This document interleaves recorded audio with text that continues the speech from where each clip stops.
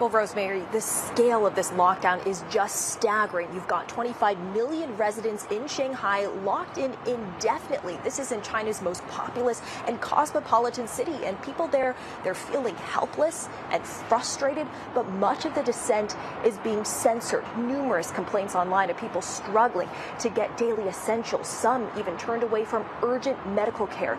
Most of the social media videos shown in our story were wiped off the internet in China almost immediately after they were posted.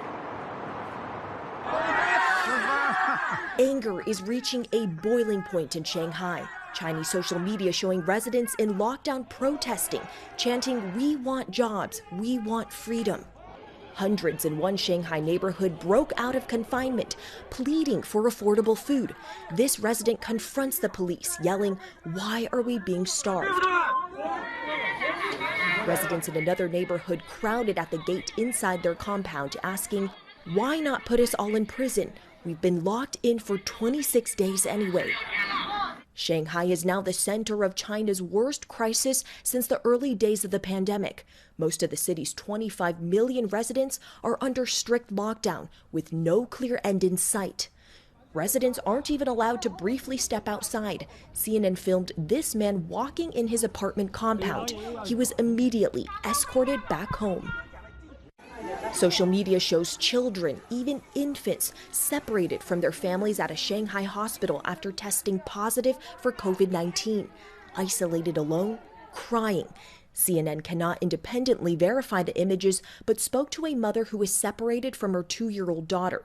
The hospital later said in a statement that it was moving its pediatric ward to make more room for COVID patients. CNN spoke to the daughter of this man who has late-stage stomach cancer. He's supposed to be hospitalized for chemotherapy, but isn't allowed to leave his apartment. He presses his chest in pain. In another heartbreaking case shared online, a woman is screaming in desperation for the paramedic to help an asthma patient. His heart has stopped, she said, pleading to borrow the ambulance's defibrillator. But the paramedics refused to help.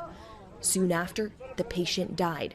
Since confirming its first Omicron case in mid-December, mainland China's average new daily case count has surged from double digits to more than 9,000. There are more than 110,000 active cases and counting. But across China, every single case is required to stay at a hospital or quarantine center, like this makeshift one in lockdown northeastern Jilin province. This patient describes the unsanitary conditions. He says, "There is nothing here. No masks, no medical alcohol, no disinfection. Look at the garbage, the toilets." And social media shows this chaotic scene outside a makeshift hospital in Shanghai. CNN spoke to a woman who was there.